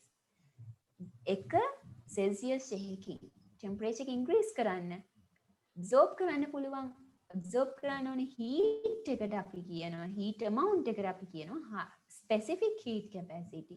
So water has a high value of specific heat capacity. ඉතින් water can absorb more heat without changing the temperature much. ඒක නිසා our body temperature doesn't fluctuate quickly. එම නැත්නම් අපිට ඉන්න බෑනේ, රත් වෙනකොට අපිවත් රත් වෙන්න, but it's not happening. And then inorganic compound water, we have another two functions. Differential expansion. This is really important for the maintenance of life in a pond, in a very cold area. That means here, when the ice is forming, ice tend to flow on the water. Ice tika flow වෙනවා. That means ice is having a less density than water. When the water is freezing, water molecules are expanding. They are expanding as they increase the volume. When the volume increase, its density decrease. අපි දන්නවා පොඩි equation එක D density equal වෙනවා mass එක divide කරනකොට volume එකෙන්. When the volume is increasing of a particular mass, this density is decreasing. ඉතින් එතකොට මේ ice පාවෙනවා. When the ice is floating on the top of a water body, it acts as an insulating layer. එයා තවත් cool වෙන්නේ නැහැ. අර යට පේන වතුර ටික freeze වෙන්නේ නැහැ. That's why we can see in Discovery Channel that penguins are swimming inside the water bodies. Those are under the ice glaciers. Those are under the ice layers. And also some people are fishing by piercing that ice layer because there's a good life below that ice layer. due to the special effects of differential expansion of water. And then that is it. And then last feature of water is highly cohesive and adhesive forces. Cohesive and adhesive forces helps to transport different things throughout our body and also throughout plant body. Here you can see in this image, it gives the image of uh, the tissues which are transporting water in a plant body. Those are named as xylem tissue. So this xylem tissue has xylem vessels, and these blue color water molecules are attached together due to the cohesive forces. When two water molecules are together, they can attach together due to cohesive forces. And also, they can attach different ions and different hormones, and all the things can be adhere to the adhesive forces of these water molecules. එයාලා අතර interaction එකක් තියෙනවා. ඒ වගේම different nutrients, hormones, vitamins වගේ ඒවට interact එයාලට adhere වෙන්න පුළුවන්. So they can be easily transport anywhere through blood in our body, if not through water, by water in a plant body. All the minerals are absorbed like this in a plant cell, in the plant root, and from stem to the leaves. And then finally, at the end of these lessons, we are going to discuss about the minerals. So I hope now you have a good knowledge about the function of water as an inorganic compound in living matter. And then these are few functions of minerals. When we take our body weight, 7% of our body weight is just minerals, 7% of that. And then large amount of this 7% is given by calcium, because calcium is present in our bones. When we think about our body, bones are having a high weight. So when we take 7% of minerals,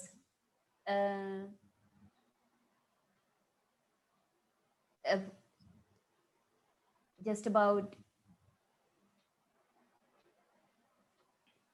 this 7% contain large amount of calcium in it as mineral. So that's why it is given in yellow color here.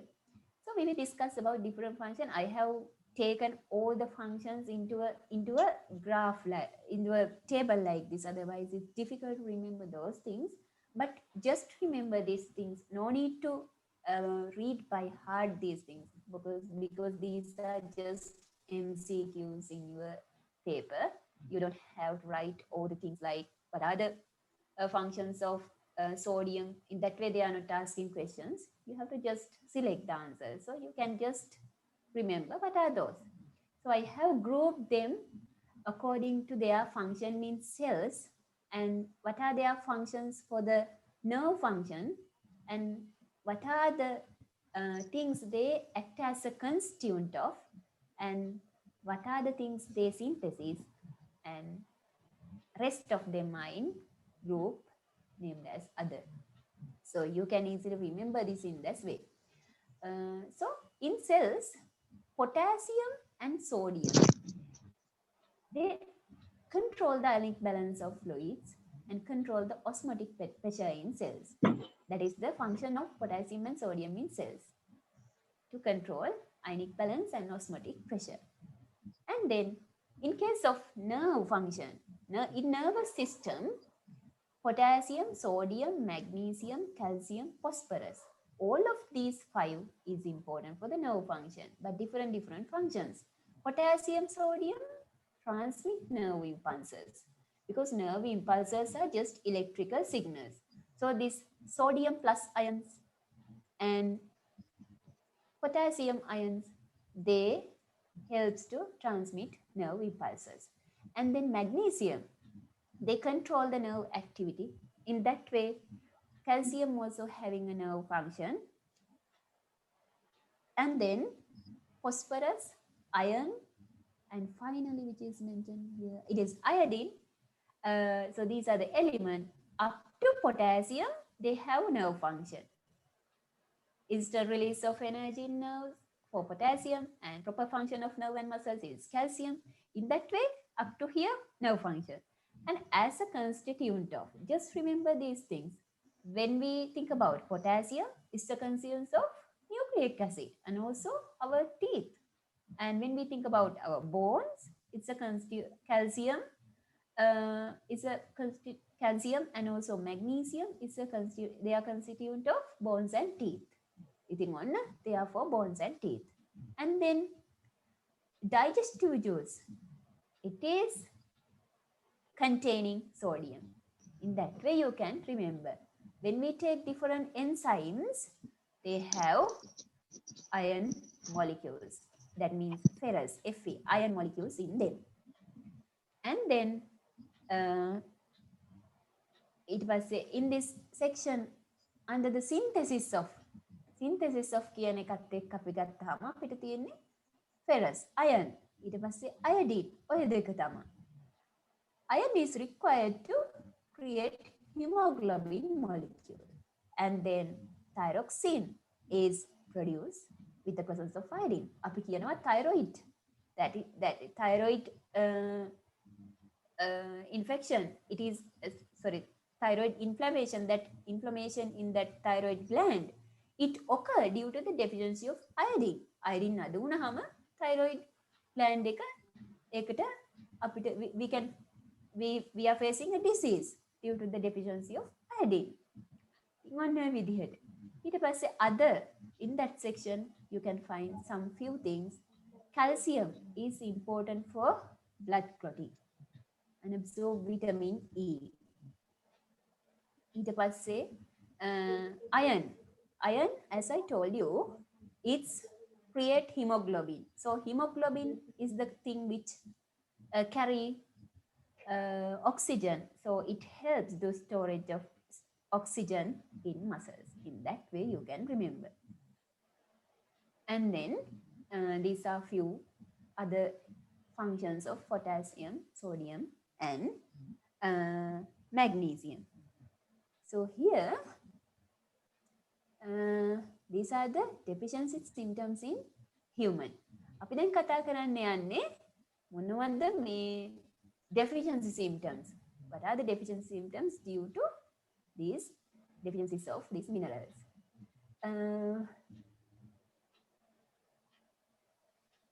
Here there are some diseases.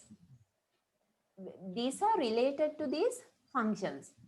So you can just read them. These are not much important to read by heart. Just remember as just facts. Just read, then you will remember. When you read few times, you will remember those functions. So as most common things, weakening of bones and teeth. Calcium is required to make the bones and teeth. So weakening of bone and teeth is the deficiency symptom. And magnesium, sodium, all of these things are important for nerve function, then nerve irritability and psychological diseases. And they will occur due to the deficiency of potassium, magnesium, like this. And so these are the things. And iodine is really important because it affects the intelligence development and length body height. අපේ height එක වැඩි වෙන්නයි intelligent developmentයි. This iodine is really important because thyroid gland produce our hormones. So hormones activates our body. So that hormone production is affected by the iodine deficiency. That's why iodine deficiency should be treated very fast. Otherwise, we will get intelligent development problems. Iodine. So these are the things. And then functions of minerals in plants. NPK, those are the most important elements for a plant. අපි ගොඩක් වෙලාවට fertiliser ගන්නකොටත් NPK fertilizers කියනවා. For flower plants, for vegetables, we will take these fertilizers. Elements are present, these elements are present in fertilizers. So they act, they do different functions. NP, they are constituents of different major biological molecules. And potassium is again for protein synthesis, and also it is important function. Its important function is this one: opening and closure of stomata.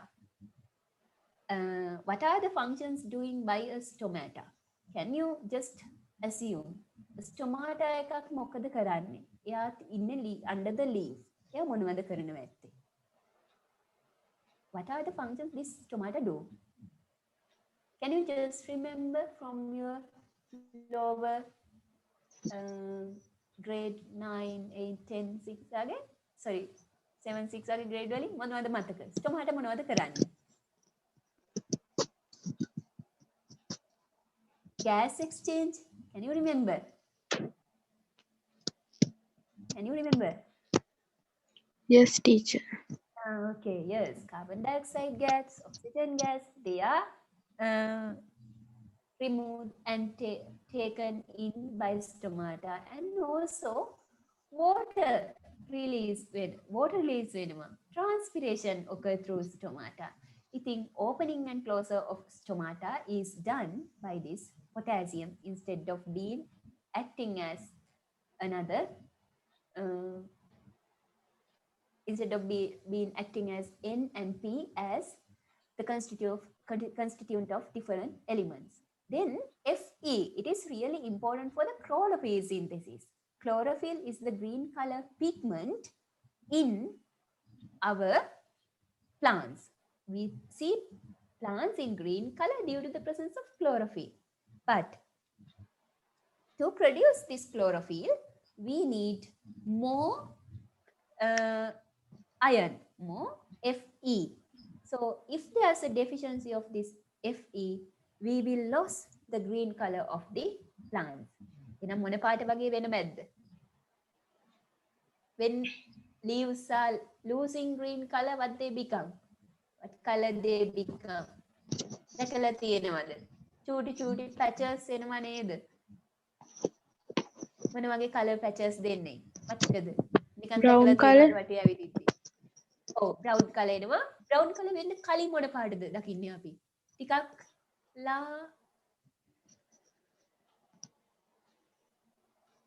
මොන වගේ කලර්ද? yellow color වගේ patches දැකලා තියෙනවද? Yes, teacher. Yeah, you have seen that yellow color patches එනවා when there's a chlorophyll,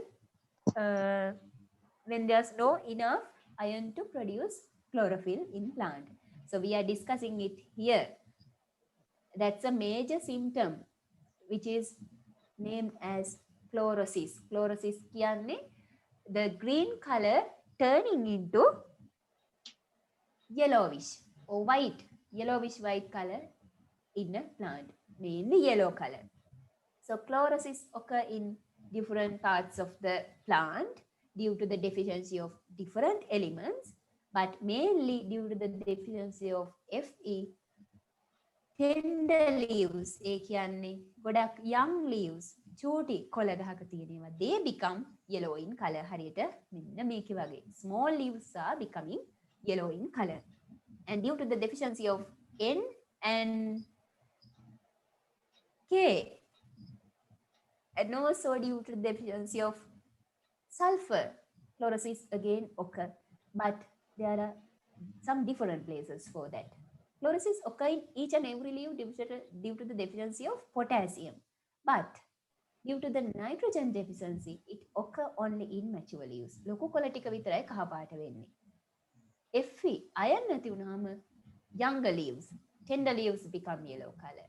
When there's a deficiency of sulfur, veins and in between area, හරියට මෙන්න මේ වගේ. Veins yellow color වෙනවා. Like here, and in between area. Vein එක වටේ, it is green in color, but in between area is yellow in color. And here, NP again affect the reduction of growth. As I told you, they are the factors which produce all the biological molecules. So they affect the growth, reduction of growth.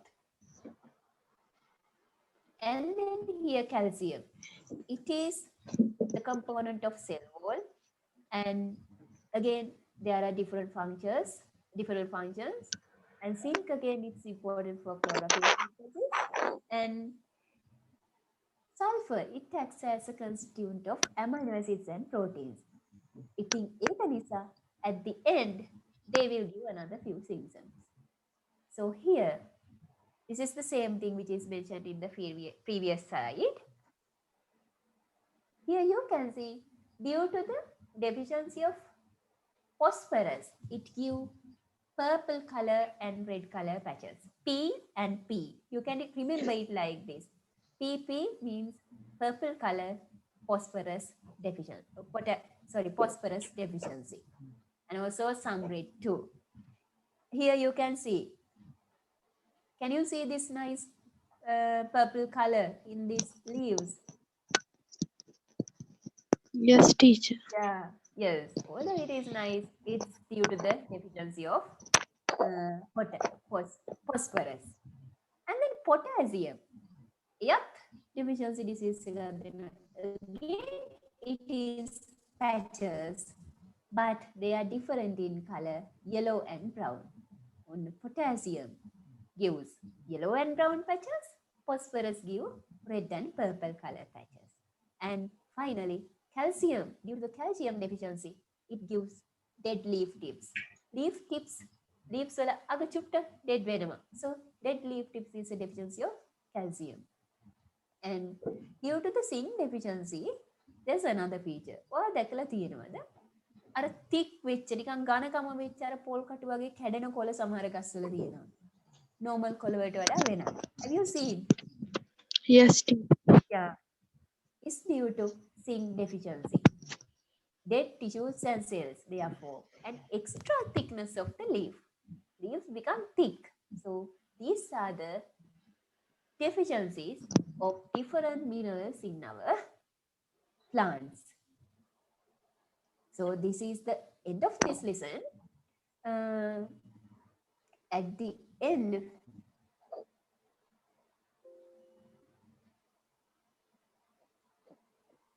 so here, do you have something to ask from me? Am I fast? What should I? How do you feel like me? How do you feel about me? Am I fast to you? No, teacher. Is it fine, everything? Okay. So, Kavya, you can download that. It's like a worksheet. It has 10 questions.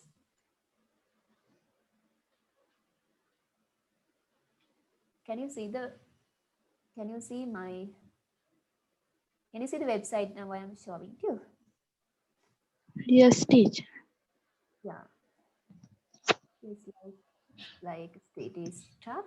Here, as I showed you earlier, you can download that worksheet. It's under the paper section. So you can fill it, you can re-upload it to me. Then I can recorrect it. And once you take the printout of your PDF tute, you can fill the spaces in it. Then it's a whole tute. It's like a short note for you. So